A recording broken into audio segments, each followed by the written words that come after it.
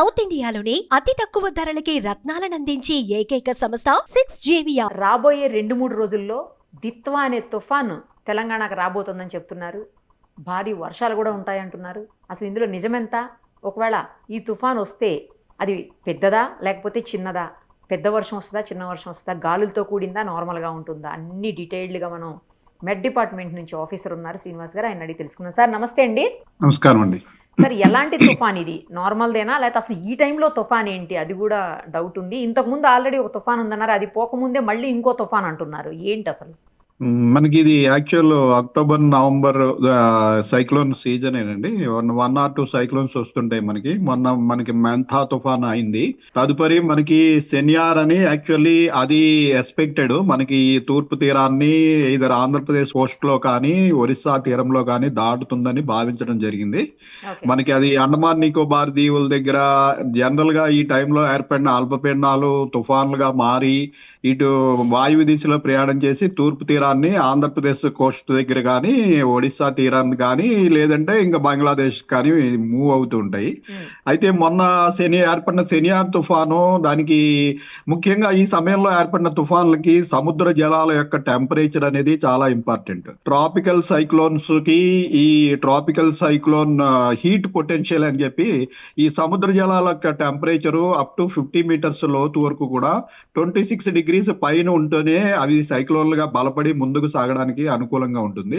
26 degrees ఈ అనుకూలమైన వాతావరణం మొన్న చూసినట్టయితే ఈ సెనియార్ తుఫాన్కి మనకి అండమాన్ నికోబార్లకి దిగువగా ఉన్న ప్రాంతంలో చాలా అనుకూలంగా ఉన్నప్పటికీ అది పైకి పోవడానికి పెద్దగా అనుకూల పరిస్థితులు లేనందువల్ల ఇంచుమించు 4-5 రోజులు అదే ప్రాంతంలో అది స్టేషనరీగా ఉండిపోయిన తర్వాత పైన మళ్ళీ ఇంకా అంత అనుకూల పరిస్థితులు లేకపోవడంతో అది దగ్గరలో ఉన్న మలేషియా దేశం దగ్గర తీరాన్ని దాటిపోయి ఈ రోజుకి బలహీనపడి అది వాయుగుండంగా కూడా మారిపోయింది. ఇంకా అది మళ్ళీ తూర్పు తీరానికి వచ్చే అవకాశం కనపడటం లేదు.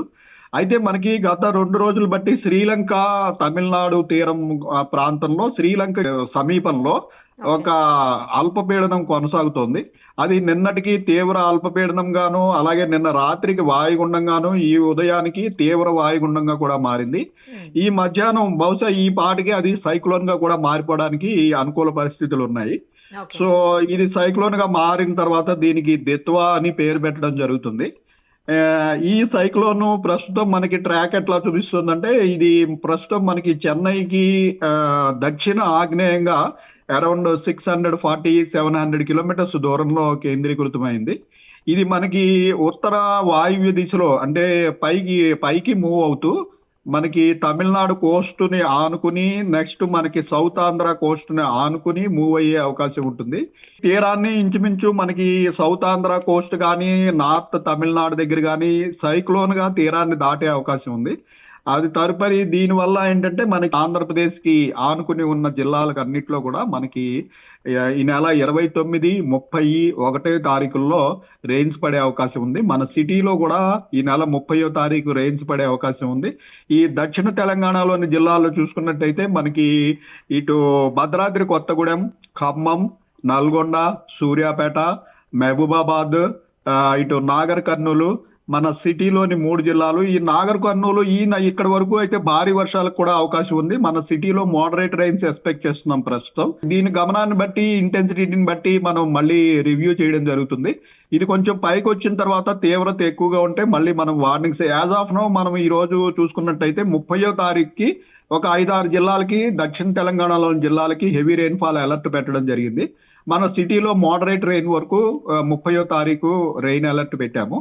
ఇది మరి కొంచెం పైకి వచ్చిన తర్వాత రేపు ఎల్లుండి మరికొంత రివ్యూ చేసి దీని ఇంటెన్సిటీ మరికొంత ఎక్కువ ఉంటుందా తక్కువ ఉంటుందా అన్నది మనం డిసైడ్ చేయడం జరుగుతుంది. ఈదురుగాలుల పరిస్థితి ఏంటి సార్? అంటే జనరల్ గా తుఫాన్ అంటే ఈదురుగాలులు ఉంటాయి అంటారు కదా, అవి కూడా ఏమైనా ఉండే అవకాశం ఉందా?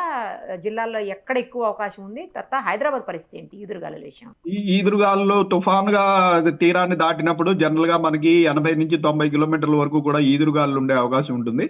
అయితే మనం ఒక స్టేట్ పైన ఉంటాం కాబట్టి మనం land locked state direct Coast Coast లో లేము కాబట్టి ఓకే ఇది పైకి వచ్చి మనకి తెలంగాణలోకి ప్రవేశించినా లేకపోతే తెలంగాణకు ఆనుకుని పోయినా మా ఇంటెన్సిటీ అనేది విండ్ ఇంటెన్సిటీ అనేది అప్పటికి కొంచెం తగ్గుతుంది.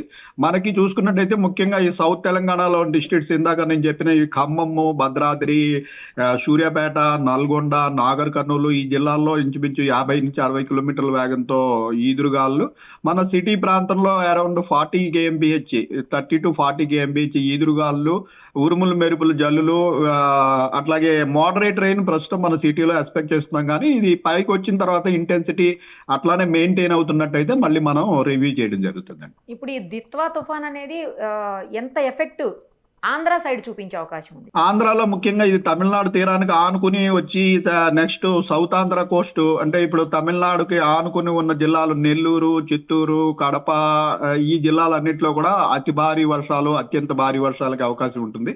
అక్కడ ఈ ఈదురుగాలు కూడా ఎక్కువ ఉంటాయి.